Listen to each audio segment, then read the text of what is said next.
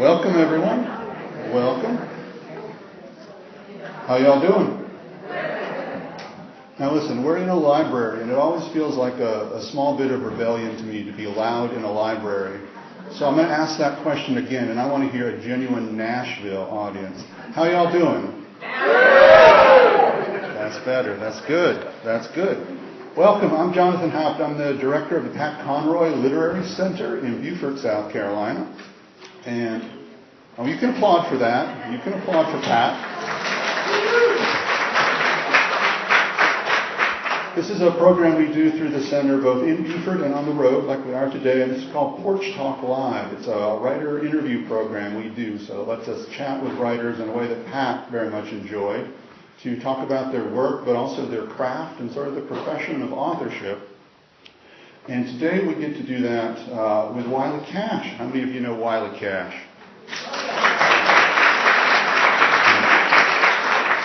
We are recording this. The camera's facing me, not you. So for the sake of the camera, I just want to point out that only 4 people clapped for you. Yeah, I think it was actually 3. I think it was 3. But 3 others raised their hand. But it was kind of like a half they were hesitant. like we went to the prom together. Yeah. Wiley is the award-winning New York Times best-selling author of A Landmark Kinder Than Home, 2012, and This Dark Road to Mercy, 2014. He's also the winner of Southern Independent Booksellers Alliance Book Award and was a finalist for the prestigious Penn Robert W. Bingham Prize. He's a writer in residence at UNC Asheville, and today we're going to talk about Wiley's newly published 3rd novel, The Last Ballad, which is inspired by real events during the 1929 textile mill strike in Wiley's hometown of Gastonia, North Carolina. Yes, I did pause to see if anybody would clap for Gastonia, and Sherry did. Thank you, Sherry. So everybody welcome Wiley to Porch Talk.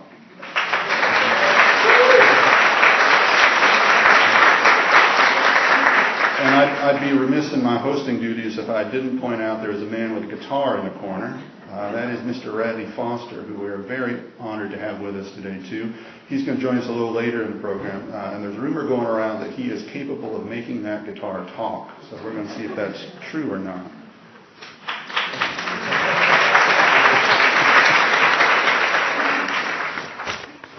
So, Mr. Cash, let's dig in here.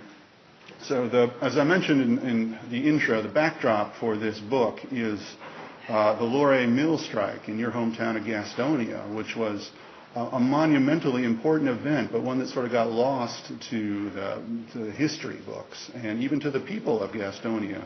So would you tell us a little bit about how you personally found out about that strike? Okay. So the Laurier strike happened in 1929. It was one of the most significant labor movements in American history, certainly in Southern history. And I grew up in Gastonia. I'm from a mill family. My mom is from a little mill village in Gastonia, not far from Laurier.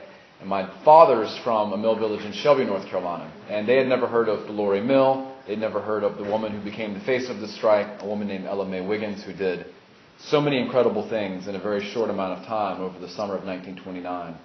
And I never heard of this story until I went to graduate school in Louisiana in 2003. And one of my professors found out that I was from Gastonia, and he mentioned it. And he said, "Oh, it's home of the Laurier Mill strike." And I said, "Yeah, of course. Everybody knows." Because I was like a new graduate student. I didn't want to seem like I didn't know something. And I said, "Yeah, of course. Everybody knows about that." And so, like a good graduate student, I went to the computer lab and I Googled it and found out that the building I'd always known as the Firestone plant was actually the Laurier Mill. It had been built in 1900 and had sold to Firestone, I believe, in 1934. And they changed the name of the building, changed the name of the streets around it, and they really buried the story of the strike and the tragic life and struggle of Ella Mae. Well, let's talk about Ella Mae then, who is a fascinating character and is sort of a central force of nature, force of good in this book. Woody Guthrie called her the mother of the protest ballad and one of our finest songwriters. And Pete Seeger recorded one of her best-known songs as well. So she's had this influence in American music and American culture.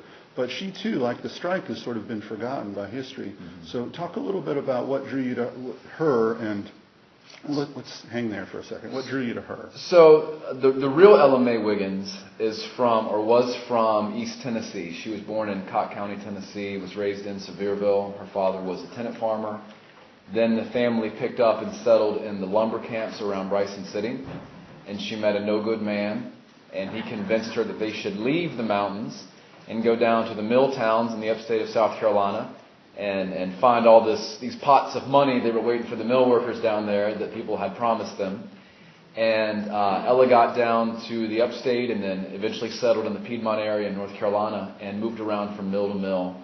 By the summer of 1929, she was 28 years old. She'd given birth to 9 children. 4 of them had died from pellagra and whooping cough. Her husband had left her. She lived in a predominantly African-American community called Stumptown. She worked in the county's only integrated mill. And she was dying. She was working 72 hours a week for $9 on the night shift. And she knew that if her life kept going this way, she would die. And she'd already had 4 children die. And so she knew something had to change. And that summer, earlier that spring, Union leaflets began going through the mill.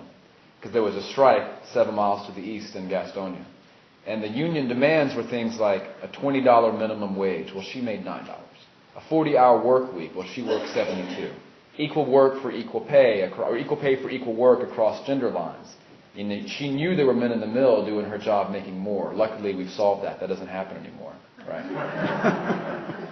So she knew that if this list of demands came true, it's not that she would get a condo in Myrtle Beach and she would drink, soda and eat Little Debbie's all the time. It would mean that maybe her kids would stop dying. It would mean that maybe she wouldn't die. It wasn't a matter. I think with the working poor, our default position is to say, well, you've got to work harder. Well, Ella was working too hard. She was literally dying because she was working so hard. It wasn't a matter of not working hard enough. And so she goes and she joins this strike. And that summer she wrote protest songs based on the ballads she'd grown up with in Appalachia that, as Jonathan said, Woody Guthrie performed, Pete Seeger recorded.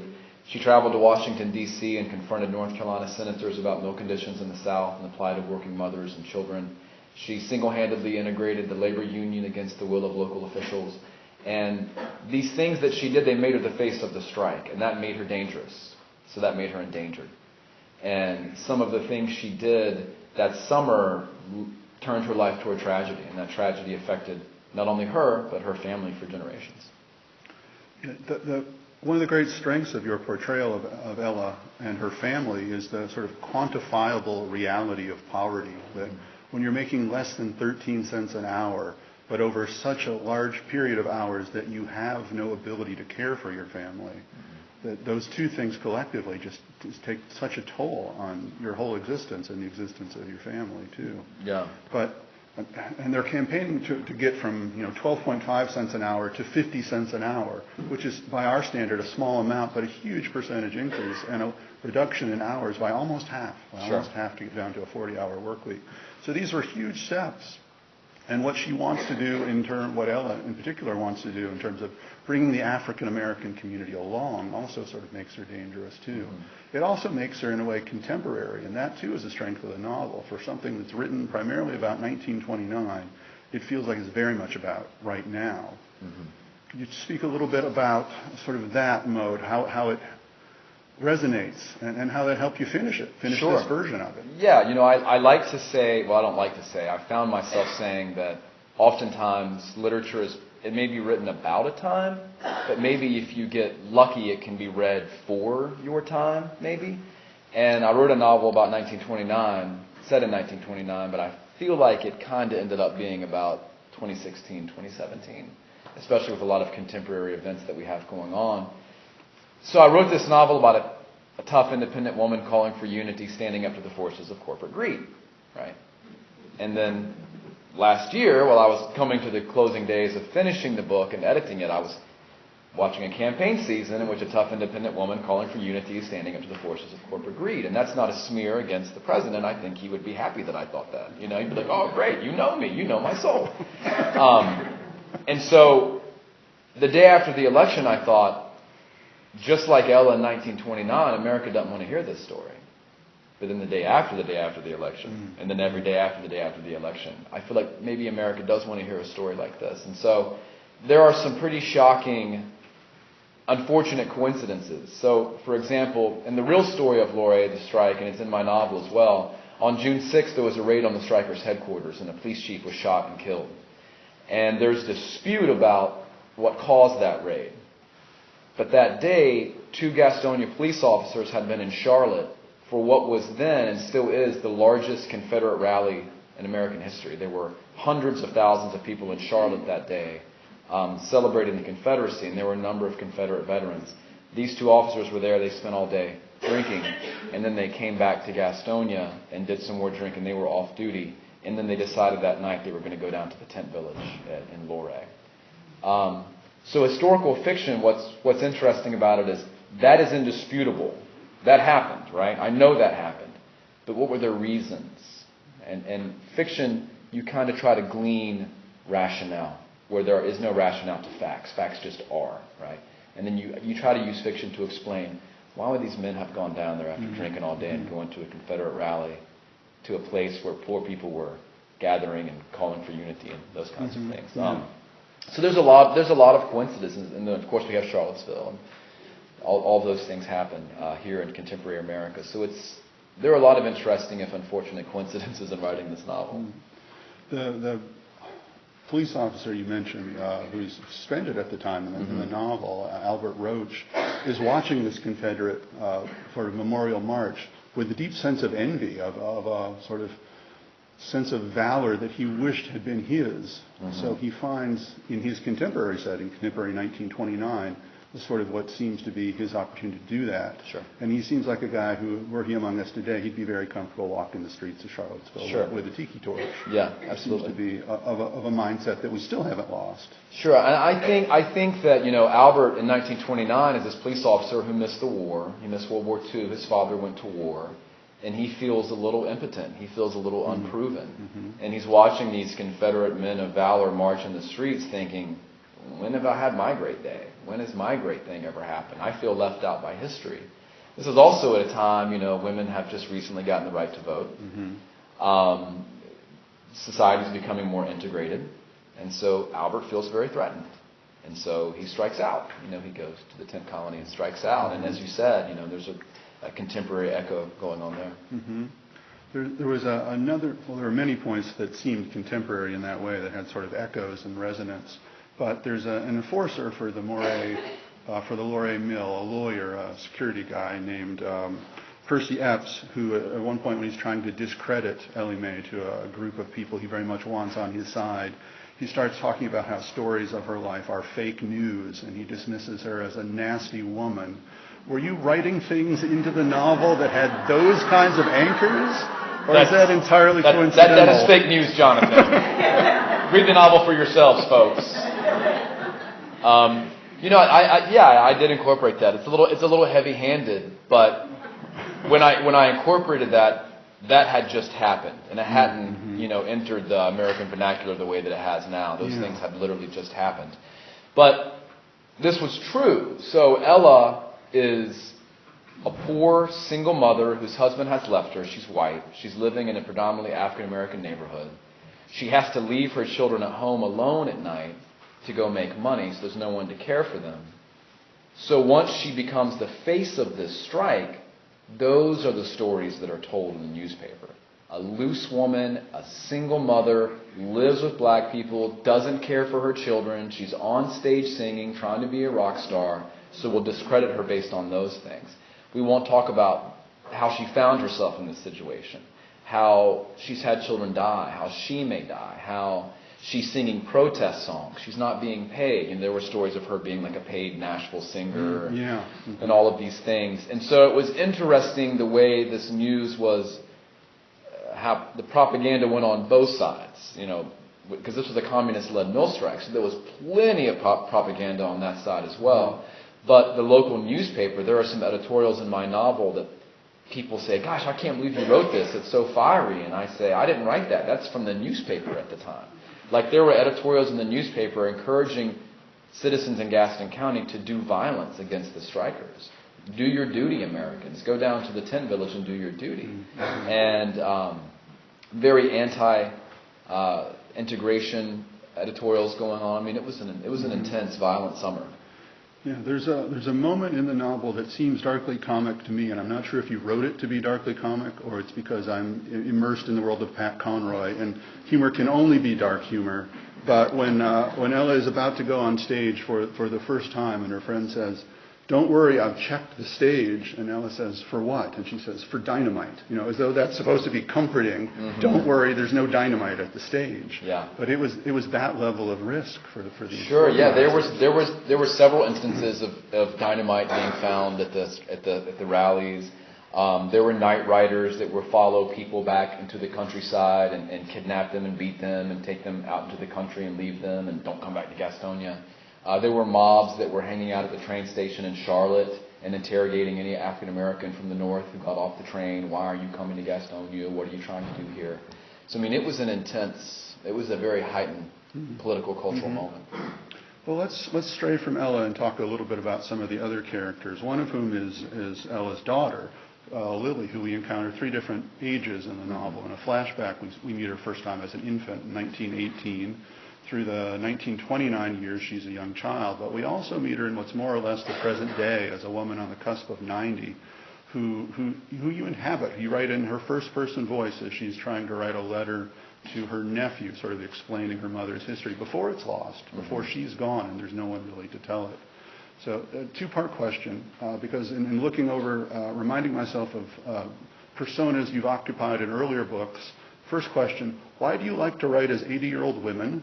And some of my best friends are 80-year-old women, so Second question, Lily, the character, is a construct. She's a fictional creation. She's not really one of the real daughters of the real Ella May. But I'm curious to know if you had any contact with the family in the course of doing the research for the book.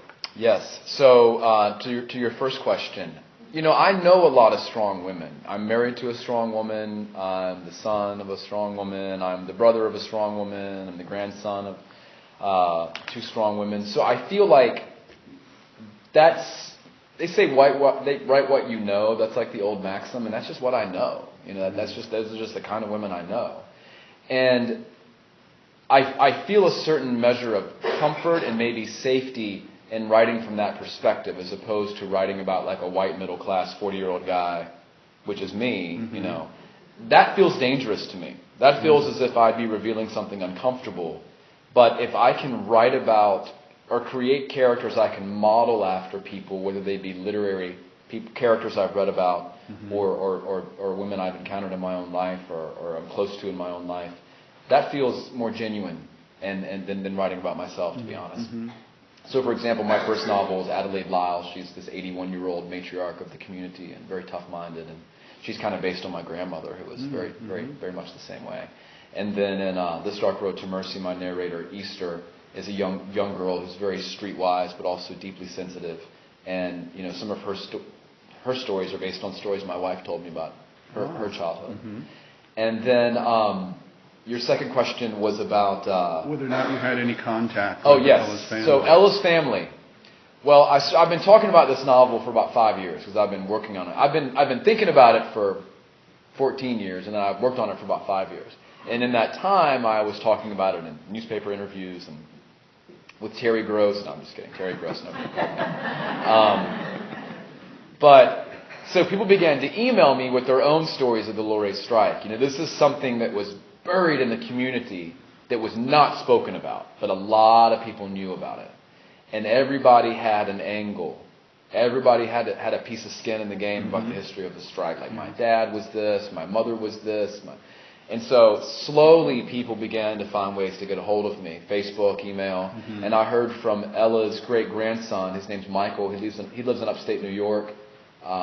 His grandmother, Ella's youngest, married an army man in South Carolina, and he was from New York. And so that part of the family grew up in New York, and Ella's daughter got a job cooking soul food at a restaurant up in New York, and her family, they were all union members in steel. But he said that his grandmother told him growing up, don't join the union will kill you like the union killed my mother.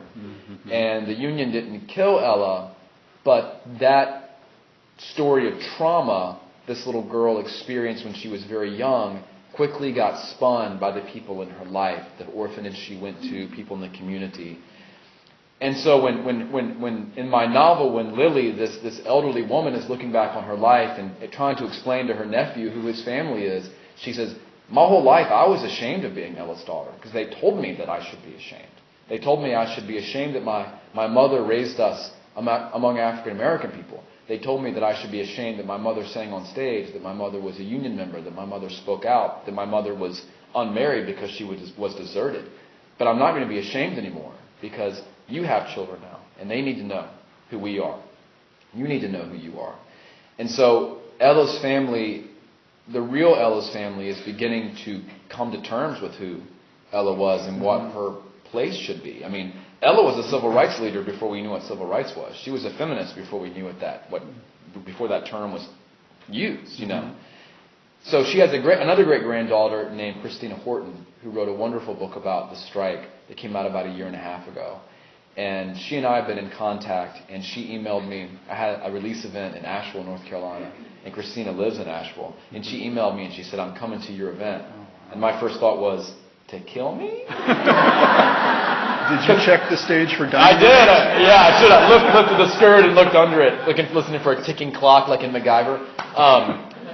But because Ella was tough, and Ella's descendants coming for me. I'm going to come meet you, Cash. I mean, I didn't know what to make of that. I thought, is she going to pull out a switchblade and a signing line? And, you know, but she was wonderful. You know, she was wonderful. And but every stop I've had, and I may have an encounter like that here, you know, in the novel, Ella's got a no-good boyfriend named Charlie Shope, and I was in Raleigh, and a man slipped me a note that said, Charlie Shope was my neighbor. A man came to me in Chapel Hill with a poster of the arrested strikers who were arrested for the police chief's death, because there was, I think, 36 strikers were arrested for the murder of the police chief, even though there was great dispute about who shot him and who fired the first shots. And he said, see this woman right here? That's my grandmother. She worked at the mill in Gastonia her whole life. But one of the strikers refused to pose. And they asked my grandmother to come and pose as one of the organizers. And I said, that's an incredible story. And when he left, I told the people at the bookstore, I said, that's not his grandmother. That's a Jewish organizer from New Jersey named Sophie Melvin. And in my book, I recast her as Sophia Blevin. Yeah. And you can look, and that's Sophie Melvin. But the stories in his family have superseded truth. And that's what happens in these instances. These great myths spring up about these things. And that's been the most interesting thing, is that it's a real thing. Yeah. And the people who have come to me and said, I know this story, and I want to tell you the truth of this story. And it's their truth. And truth is always in dispute. Sure, yeah. And that, too, is actually a very Conroy experience, not to switch topics too far. Yeah. But he would do signings for the Lords of Discipline, and people would come up and say, listen, I was in the 10. The 10 doesn't exist. Pat made that up. Yeah. But it became part of their history. It's something that they took on. Yeah. And that's sort of the cycle between history creating art and art creating a sort of revised history for some people as well. It's amazing. Well, let's stick with that idea, too, because there's a wonderful exchange in the novel that I love. It is sort of a heartbeat moment for me. And this is between Ella and the wife of a mill owner, Catherine McAdam. And they've sort of had this exchange where they've seen a glimpse into each other's lives. And there's a genuine sense of empathy that emerges between them. And Catherine says to Ella, it's brave of you to tell your story, to which Ella responds, living through it is the brave part. You don't know it when it's happening, but living through it is the hardest. After that, the telling about it is easy, which I think is such a brave thing to say for a woman who's sort of putting herself at risk right now in these moments in the book. But for you, the telling of it wasn't always super easy. No. This is a long process to get to. But let's talk about the sort of sense of responsibility that you might feel as the storyteller for the people who lived these brave, tough lives. Sure. Did you feel like you needed to tell their story straightforward, or were you giving yourself room to explore things outside of the history that you wanted to get to? Well, this is a historical novel, and so this is based on a true event, and I did not an incredible amount of research, but a lot of research into the facts of the strike. And I grew to know them so well that I internalized them, right? So for me, writing about the events of the strike it was as if I was writing about oxygen or gravity. I just knew them. I just accepted them. So those are the facts. And those are, you can't dispute the facts. But what I wanted to write about and really focus on was the experience. Like, what did it feel like to be Ella in the summer of 1929? What did it feel like to be a mill owner or a mill owner's wife in the summer of 1929? And that's where fiction comes into it. And so for Ella, I was able to find the dates of her birth, the dates of her death, the dates of her children's births and deaths, the date that she went to D.C., the date that she first spoke at a rally. But those were her big days, right? And I want to write a realistic novel, not a melodramatic novel that's based on like high celebration and deep melancholy. And so what I tried to do was to find Ella in the moments where she's taking care of her children, the moments when she's walking home from work with one of her friends, the moments where she's unsettled about what decisions she's going to make next. That felt like life to me. And that's what fiction allowed me to do, was to enter these moments that I didn't know existed, but I think they existed because I have those moments too. But as far as representing this, I did feel a sense of responsibility for two reasons. My grandparents were part of the generation that left the tenant farms and went into mill work because they thought it was going to be a better life. And then my parents were the generation that saw the suburbs as the ultimate, finale. And I'm still in the suburbs. My wife and I live in the suburbs of Wilmington. And so, as hard as their lives were, and I would never wish for that kind of struggle, my life lacks a certain authenticity, I feel like, that theirs had. A connectedness to the land, a connectedness to a particular culture. I have the internet, I have the TV, I have a car, I have all these things that make me feel a little more removed than maybe my dad did, than maybe my grandmother did, than maybe my great-grandfather did. And so I feel a sense of duty in trying to write a book that explores the experience that I know my family had but does not have now.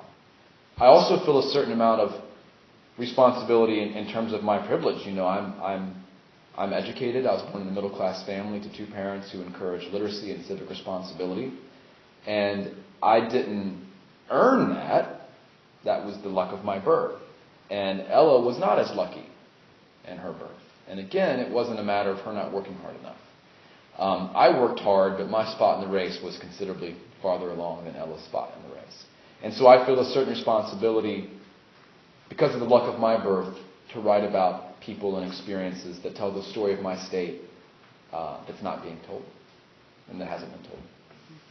Well, let's talk a little bit about characters of privilege, too. I mentioned the McAdam family, the mill owner family, and just to be clear, they're not the owners of the Luray mill, of a neighboring mill.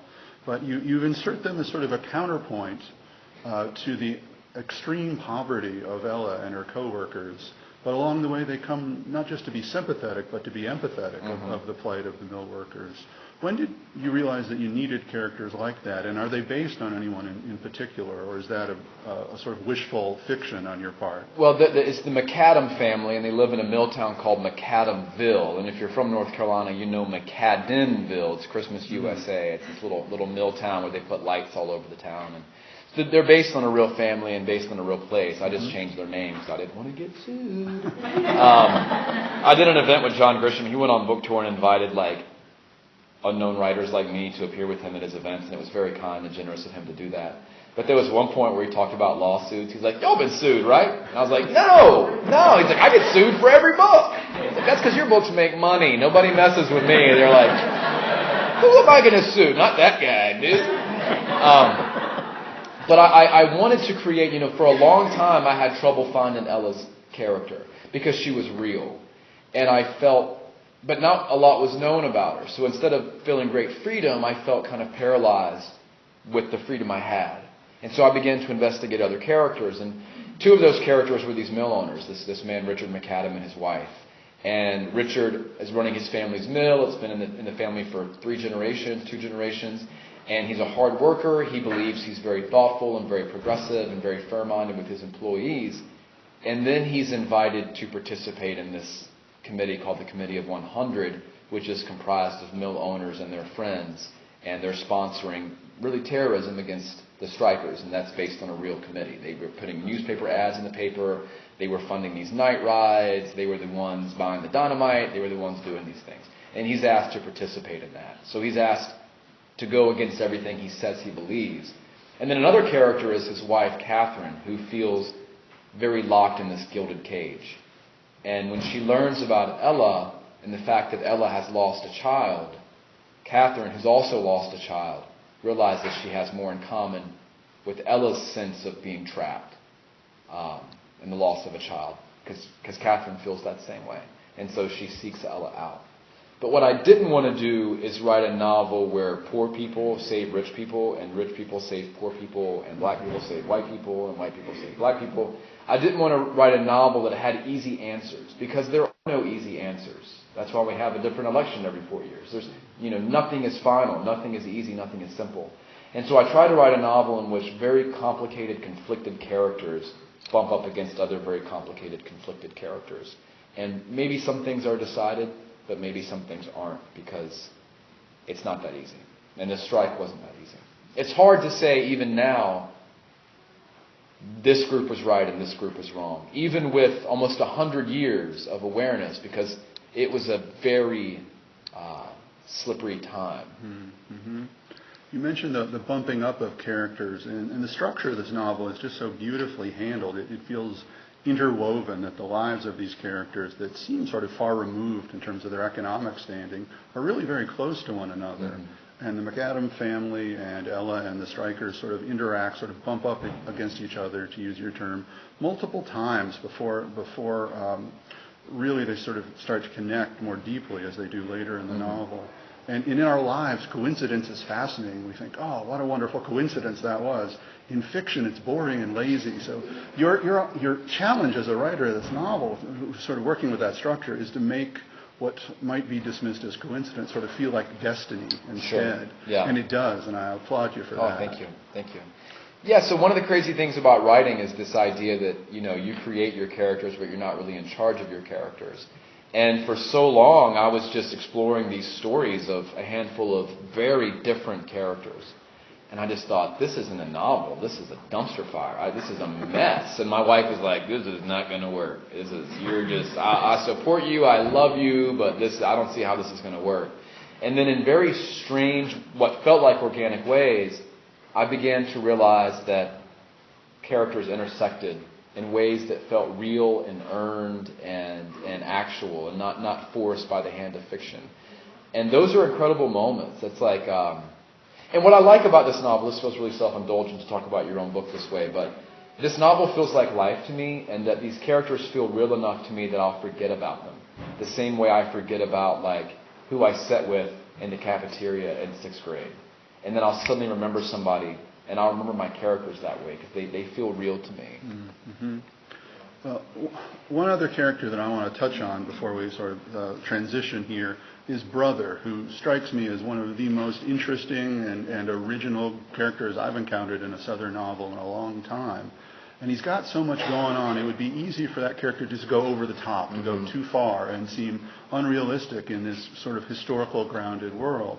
But you've presented him in a way that makes sense, that really holds up through and through. Mm-hmm. So where did that character come from? Well, I knew that I wanted some kind of religious element in the book, because there was an intensely religious element to the strike. Most of the churches in that area were owned by the mill, and they were funded by the mill. And so you would go to the mill and work and get the company line, then you would go to church and get the company line. And it was really, really inescapable. But interestingly, the really poor holiness churches, the Pentecostal churches, they weren't towing the company line. The really evangelical churches, the churches driven by individuals, were not towing the company line. And so they were speaking out against some of these things. These are also churches that rely more on the oral culture, storytelling, and less on literacy and ritual and things like that. So I knew I wanted to have some kind of spiritual element. And so I came up with this character who is kind of a wanderer, who wanders into Gaston County and moves in with the monks at Belmont Abbey, which is an abbey near Gastonia, just a few miles from Gastonia, who wants to do good, but he's escaping this life of addiction and poor decisions. Mm-hmm. And he factors into the novel in what I feel like are interesting, genuine ways. But I wanted him to be a conflicted character who, he's also obsessed with a historical figure named Amy Semple McPherson. I don't know if you guys know, she was one of our first evangelists.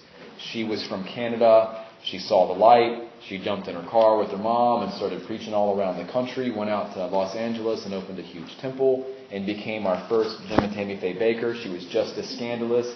I think she faked her own kidnapping. She had multiple affairs. But throughout it all, she was intensely religious. And she held great sway over people. And this character, brother, is obsessed with Amy Semple McPherson. And then when he sees Ella May, he kind of becomes obsessed with Ella May. But he was a really interesting character for me to write about, and a fun character as well. Oh, absolutely. It feels that way. It feels like he has sort of fascinating bookend moments, and when he enters the novel and when he exits the novel, too. So very well handled. Thank you. Well, my last question for you is, you've written 3 novels now, and of all of the songs that have been written about all of your novels by all of these talented singer-songwriters, do you have a favorite song? I don't know. I'd have to think about it for a moment. So I got asked to participate in this project called Trio, which is run by a woman named Sherry, who's here today. She graciously invited me, and I thought, well, that's really cool. You know, they'll write a song about my book. I imagine it'll be like some college student in a dorm room with like a tape recorder, and they'll send it to me, and then I'll like put it on my website and be like, ooh, this is interesting. And she was like, by the way, your musician's going to be Radney Foster. And I was like, well played, Sherry. Well played. And then I was just kind of embarrassed because I thought, like, he's going to mess with my book, and I just feel guilty, like even doing this, because he's like this brilliant songwriter. And I imagine somebody being like, here, write a song about this crappy book. And just being like, what did I get into, you know? So I felt really indebted, and then I heard the song. We were in New Orleans for a trade show a couple of weeks ago, and it was the first time I heard it, and it was like a religious experience. I mean, it was like, you know, because you write these books and you're alone when you write them, and you think, you know, nobody's ever going to read this. And then it comes out, and you're like, oh, what if somebody reads this? You kind of forget that somebody might read it, and then to have somebody read it and then write a song about it was just, it was an amazing. It was one of the great honors of my life. Absolutely. Well, Radney is here, obviously. So, do y'all want to hear this song or not?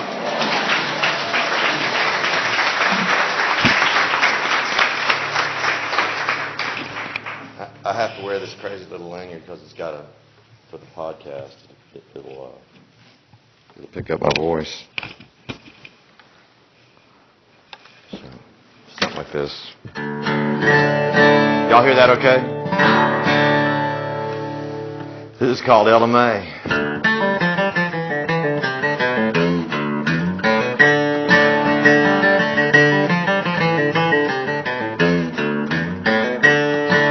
Ella May, do you wish you'd never left your mountain home? Toil and slave in the mill from dusk to dawn. The mill don't care if your babies cry. Mill don't care if they'll ever die. Hear that whistle moan, you better do your time. Spin, don't spin, they never stop. Spin all that cotton into the rich man's gold. Spin, don't spin until you drop. And the stretch out's gonna work you down to the bone. Look good about the union might do you in. Ella May ain't never gonna spin that spindle again.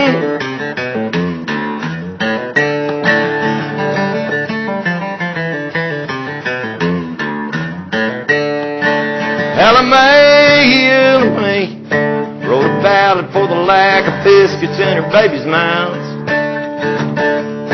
You could hear it ringing through the hills from north to south. Don't you go sing for the workers' rights. Don't sing for both black and white. People don't really care if you live or die. Spin, don't spin, they never stop. They spin all that cotton into the rich man's gold. Spin, don't spin until you drop. The child's gonna work you down to the bone and whisper about the union might do you in. Tell them they ain't never gonna spend that spindle again.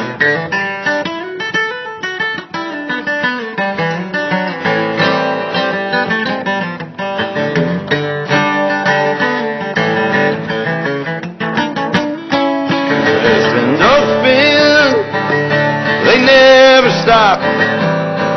Spin all that cotton into the rich man's gold. Spin, go spin until you drop. And the stretch shaft's gonna work it down to the bone. And it whispered about the union might do you in. LMA. Ain't never gonna spend that spindle again.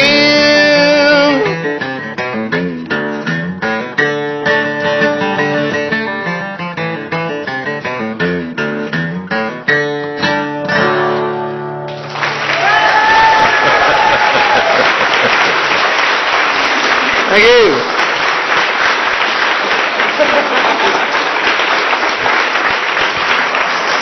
Thank you. That high harmony you heard was my guitar picker in Crime, Eddie Hobson singing. So I need to say now that Radney, not only being able to do that, also does this. He has a new collection of short stories out called To See the Stars. It just came out a month ago, right? Yeah. So he's here at the festival, so check this book out. And I'm actually doing a song for this.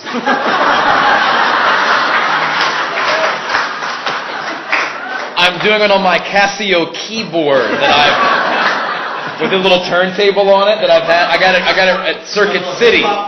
Yes, I got it at Circuit City in 1989. I got to find a bunch of 9-volt batteries, and then I'll go on the road with you, and we are going to sell a lot of books. I will. You will sell no books, but that's my plan, actually. But thank you, Radney. Oh, that was incredible, Radney. Thank you. Yeah. Mm-hmm. Nobody's ever written a song for a John Grisham novel. Do you know that? There you go. That's true, yeah. That's true. We've got exactly 5 minutes for questions.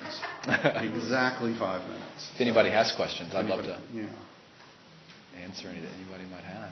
So I used to live in Gastonia, and the longer I know when I left was getting united in condominiums.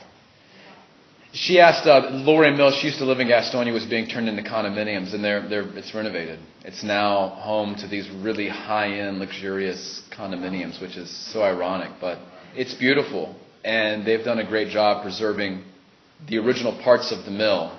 So it's got, concrete floors and these wonderful exposed brick walls and these huge... the mill was, when it was built, it was the largest mill under one roof in the world. It's an enormous mill. And they've got a great event space. I actually had an event there a week and a half ago. We had 350 people crammed into this event space. And it was amazing. It was an honor to be back there. But... yeah, they've saved the mill. Yeah, it's a beautiful place now. They have a history center. They've got a museum that talks about the history of the mill itself and the strike, and it's really a nice kind of coming home for the building. So there's a preservation aspect to it? There is. North Carolina Preservation bought it and sold it to a developer, but they've maintained control over the history portion of it, so it's pretty amazing. And actually, several years ago, I'd given an interview to the Charlotte Observer. And I was on the way down. I lived in West Virginia at the time, and I was on the way down to North Carolina to do some events. And my phone rang, and it was a 704 number, and that's Charlotte or Gastonia. And I answered, And a woman's voice said, "Hey, it's Lucy. Do you want to see the meal?" And my first thought was, who's Lucy and what meal? Like, what am I supposed to go have a meal with somebody named Lucy? But it was a woman named Lucy Pinniger who for years had worked to save the mill. She would take her on lawnmower down there and cut the grass around the mill so the city wouldn't get involved and like try to shut it down or knock it over. And she had been in touch with North Carolina Preservation, and she said, they're going to start renovating it like 2 days from now. Do you want to go in? And I called my dad, and he came up, and we were two of the last people to go in before they started swinging sledgehammers and stuff in the mill. So it was amazing. Pretty incredible experience. Yeah, it was. Yes, ma'am. Do you go back often? To Gastonia? Not a lot. My parents moved to the coast in 1998, and I kind of spent a lot of time in Asheville. And then now we live in Wilmington. But I'm always going back and forth from Wilmington to Asheville, so I'll stop in Gastonia and eat at some restaurants I still love. And yes, ma'am. It can be if you want to eat that. If you want to eat at Tony's Ice Cream, get a hot dog, bad enough, I'll go that way. But a good many of my friends have actually returned, and gone back, and they live there now and have, wonderful families, and it's a nice place. I think somebody else. Yes. What are you working on now? Promoting this book. I'm under contract for another novel. I haven't really started working on it yet. I've kind of got a rough idea of what it'll be about. But we'll see. Hopefully it won't take me quite as long as this one did. Yes, in the back? Yeah, I have a question about writing and about what you said that the last period in the page was, what did you learn about yourself as a writer, and what was the process for that? Or did you learn only about yourself? What did I learn about myself as a writer? I think every book, writing a book is like doing anything else, right? The first time I played golf, I said, I'm not going to do that again.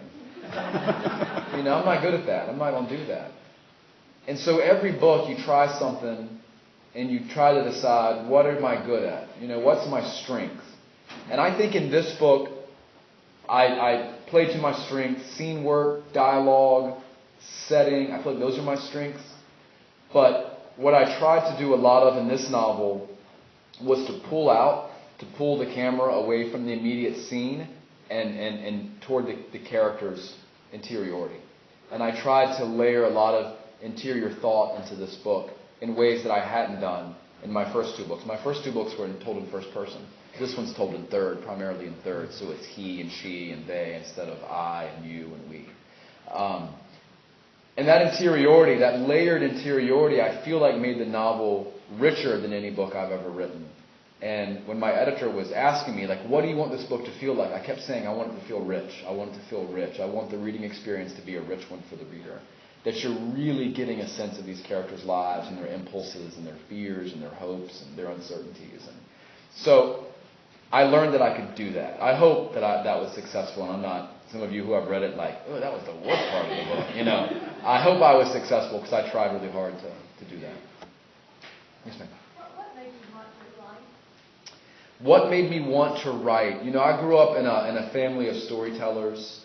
So I wanted to tell stories, and then before long I was trying to chronicle those stories, and I was really influenced by the things that I read and the things that I heard. And so by junior high school, I had decided that I wanted to write poetry, and that Jim Morrison from The Doors was the greatest poet of all time. Good call. Yes, thank you. Yeah, my aesthetic and my critical eye was very strong. And so I went to college determined to be a poet. And I got to college and realized that not only was Jim Morrison a terrible poet, I also was a terrible poet. And I even had a professor one time just say, you're really not good at this. And when somebody tells you, like, you're not good at, like, poetry, like, that your poetry just doesn't mean anything, that's a wake-up call. But I liked reading fiction, and I liked telling stories, so I thought maybe I'll try to write stories like the ones I'm reading. And so, like all young writers, I fell under the sway of writers that I was reading. And the one that whose sway I fell under the most was Ernest Gaines, who wrote A Lesson Before Dying and the autobiography of Miss Jane Pittman. So like my sophomore year in college, I read his story collection Bloodline. And then I wrote a story about like a young African American on a sugarcane plantation in Louisiana swinging a machete. Like I'd never seen anybody do that, But I was so affected by that's what I tried to do.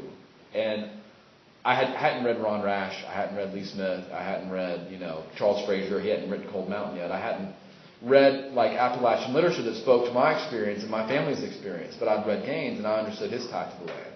And it reminded me of the stories that I heard my grandparents tell. And so he is my greatest influence because he was doing something that I wanted to do.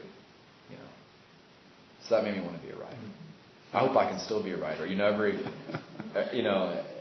Sometimes I'll go to a nice restaurant and I'll think, I could work here. This doesn't work out, I could work here. And I probably couldn't. I was a terrible waiter. But I'm always like, what's my fallback? What's my fallback? Maybe one more question if anybody has one. Lynn has a question. Come on. To a certain extent, you may have already answered this, but when you're dealing with such a real situation and real people, what was the decision to go with fiction rather than creative nonfiction? For creative nonfiction, that's a good question. I just didn't. I don't know. I thought that the creative nonfiction's not in me, and I don't think that I have the patience or the research powers that someone like the new book American Fire that came out this summer about the string of fires in Maryland, on the coast of Maryland. The writer's name escapes me, but that's a brilliant nonfiction study of people's lives and causality. It gets into sociology and criminology and almost an ethnography of place. I was more interested in writing about characters. Some of them composite, some of them real. But when you do that, you have to make interesting choices. So the real LMA gave birth to 9 children and lost 4. I knew as a writer, I couldn't make you believe that. You can't conceptualize that. You can't conceptualize that much loss and somebody going on. So I made her have 5 children and lose 1. Because it's easier for me as a writer with my limited powers of the page, as the artifice of writing, and also my limited powers as a craftsman. It's easier for me to hollow your heart out for a space for 1 child, right? Mm-hmm. It's preposterous to try to hollow it out for a space for 4 children. I just can't do that. And so those were some of the decisions that I had to make, But most things, certainly the events of the strike are all there. But those kind of emotional things I had to make some tough decisions about. Yes, ma'am. I saw you this morning, and I was. And you came back? I did. Wow, that's never happened. You're one super fan. Yes. Would you like to come for Thanksgiving? Sure. I would love to come for Thanksgiving. I might still be on book tour. But my question that I was going to ask this morning was about a first paragraph. I don't remember the author, but I remember an author stating that you got to catch people with that first paragraph. You got to grab them. Mm-hmm. Because when people go to a bookstore and start to flip, they look at that first page, they look at that first paragraph, and if it catches them, they'll buy it. Yeah. Okay, how do you feel about that? I think that's true to a certain degree, but I'm not going to, make any concessions about, having Kiefer Sutherland light a wick. And then the wick has to be blown out by the end of the novel. Or opening with an explosion and somebody running away from it. Oh my gosh, what led to that? My impulse as a writer is to have readers enter a novel the same way you enter a dream. And I always think about writing as a book being a pool of water that is the same temperature as the air outside the pool. And if you can ease the reader in to this artificial thing without realizing they're being eased in, that's what I want my writing to be like. And so I don't want my reader asking questions. Like people say, it's fun to let your reader use their imagination. And I say, no, it's not, because they'll get it wrong. You don't want your reader to use your imagination. That's the worst thing you can do. Let them interpret, but don't let them create. That's your job, So I feel like as many things as I can nail down in those opening paragraphs, age, race, gender, era, location, weather, time of year, time of day, the less guessing you're going to be doing. And the more you're going to be stepping into this dream. Instead of saying, where am I? And then breaking the dream and waking up from the dream, you'll say, I'm in Gastonia. This woman's 28 years old. She's poor. She's waiting for something. That's what I try to do. Yeah, and I try to I don't want to grab the reader so much as I want the reader to feel like he or she is just living. It's a continuation of the living you're already doing when you pick the book up. And that's a beautiful answer with which we will end. So thank you all so much for being here. Thank you so much.